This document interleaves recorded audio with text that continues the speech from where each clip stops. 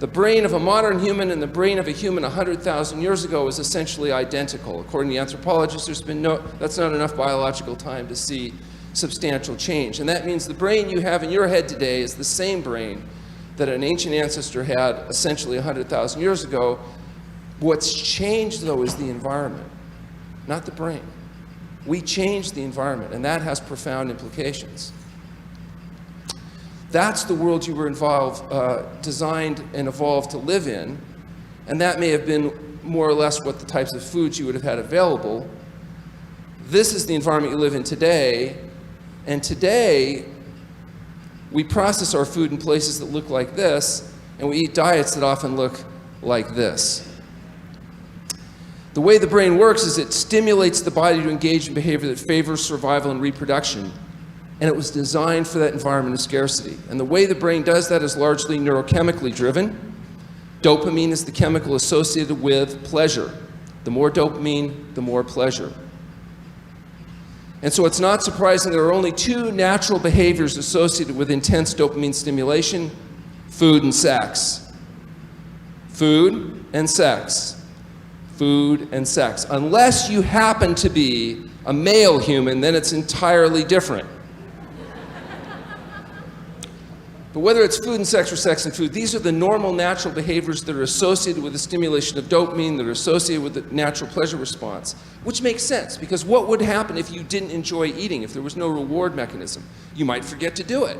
And certainly with sexual behavior, do you think people would go through all that huffing and puffing if there wasn't some kind of payoff? I don't think so.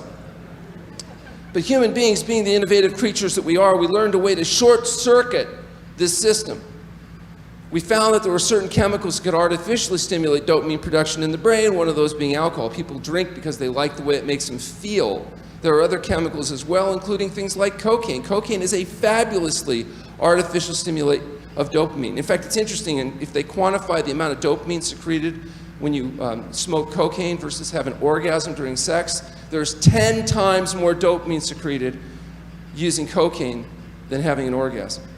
I was giving this talk in Los Angeles some years ago. An older woman, maybe mid-80s, she stood up and she said, "Excuse me, Dr. Goldhamer, where do I get cocaine?" That's not the point.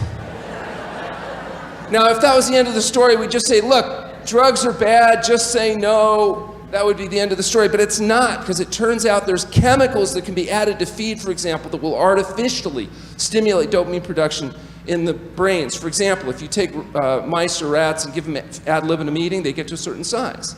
But you put these chemicals in the feed, they will increase their weight 40% in just 60 days. Now, did the rats and mice get fat for psychological reasons? Did mommy rat not love them enough? Did daddy rat love them too much? Did they have stress of having to go to work? Or is it biological reasons?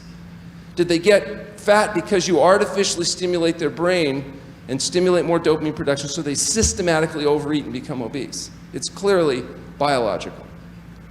What are the chemicals you can add to feed of rats and mice and birds and people that will artificially stimulate dopamine production and make them fat? You all recognize that? Sugar. We've increased our consumption of sugar now to the point the average person is 150 pounds a year. I don't eat any, which means somebody's eating my share as well. And we've increased high fructose corn syrup, a particularly noxious version of sugar, which processes in the liver and leads to fatty liver and cirrhosis, by over 1,000% since 1986. But we don't know why our kids are getting so fat and sick. We also can add this chemical to the food. It's called oil. It's not a natural substance. It's a highly fractionated food byproduct. Has 9 calories per gram. What's worse is we take it, we heat it up at high temperature, and then we use it as like to soak as a sponge calories into things like potatoes. We call them potato chips or French fries. I tell my patients, look, if you want to, instead of eating fried foods, just find the deep fryer, stick your head in it and suck, because that's what you're doing when you're eating those fried foods. 93% of all the calories consumed in industrialized countries now come from animal foods, meat, fish, fowl, eggs, and dairy products, or highly processed pleasure-trap chemicals, oil, salt, and sugar. Only 7% fruits and vegetables. And I know some of you are optimists, and you're looking at that thinking, well, wait a second, 7%. There's still hope. Let's keep hope alive. Of the 7%, a third of it's potatoes, found almost exclusively as potato chips and French fries. Fruits and vegetables no longer make a statistically significant percentage of the diet of people living in industrialized countries. It's called the pleasure trap. It's the reason why people are fat, sick, and miserable. You want to know? That's the reason. The artificial stimulation of dopamine in the brain from chemicals added to food leads to systemic overeating and is responsible for most of the health-related conditions that we suffer from today. The way it works with food is based on caloric density. The higher caloric density, the more you like it, because the more dopamine is secreted. Salad, for example, has 100 calories a pound. How many pounds would you have to eat to get the 2,000 calories that you need to survive?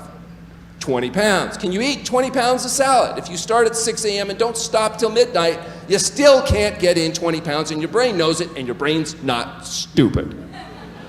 So when you put out salad, your brain says, oh, yeah, okay, well, I'll have a little salad till the real food comes along. But I'm not getting excited about it. Fruit, on the other hand, has 300 calories a pound, 3 times the caloric density, therefore you only need 7 pounds a day to survive. And as far as your brain's concerned, it tastes better. Why does it taste better? It has sugar, therefore it results in more dopamine stimulation in the brain. Potatoes, rice, and beans with 500 calories a pound, even more appealing as far as your survival mechanisms are concerned. You only need 4 or 5 pounds a day to survive with these. What if we invented a food? Of course, it doesn't exist in nature, but if it had 1,200 calories a pound, would you like it? If we introduced it at the World Fair in the 1800s, would it get rave reviews? What if we called it ice cream? If you melt it, it's described as sickly sweet. But when you eat it cold, it tastes good. Why? Why does ice cream taste good when it's cold, but it's sickly sweet when it's warm? It's because your taste mechanisms are not designed to detect sugar in an artificially concentrated substance like ice cream. So when you warm it up, you can taste what's there, and it makes you sick. It makes you just as sick when it's cold. You just don't know it. What about 1,500 calories a pound? A higher density than ice cream. Would you like it? Would we call it the staff of life? You ever seen this stuff? Crusty on the outside, soft on the inside. It's called bread. It's got 1,500 calories a pound before you turn it into a butter boat. Have you ever been in a restaurant and they put it on the table? It's free, covered over, and it's all steamy in your brain, 1,500 calories a pound, and you eat a piece or 2 or 3, don't you? What do you notice soon about the bread in the basket? Yeah, it's gone. It's all gone. You open up the napkin, you spread it to the edge of the table, and you wait for the waiter. Finally, the waiter comes around and says, oh, did you want some more bread? And of course, you have to pretend like you don't know it's empty, and you look over and you say, sure, why not? But what you're thinking is, does this guy want a tip or not? And he brings you some more bread. Do you ever go into the same restaurant and ask the waiter to bring you 3 large baked potatoes and eat those before you order your dinner? Why not?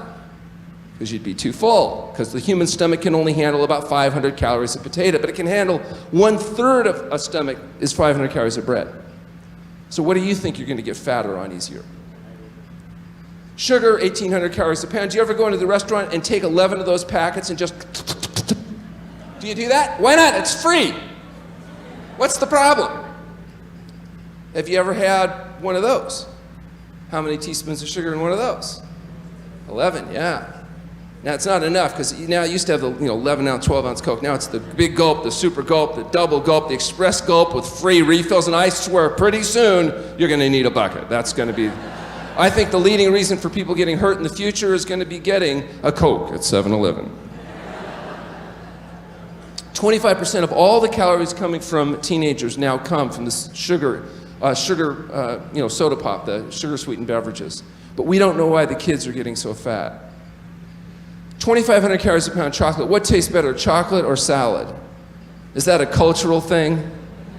No, 1,000 people blindfolded, they can tell the difference. I tell patients, listen, if you want to eat chocolate, what you do is you just melt it down and rub it all over your belly and hips, and then when you're done, you don't have to carry it around. Thank you very much.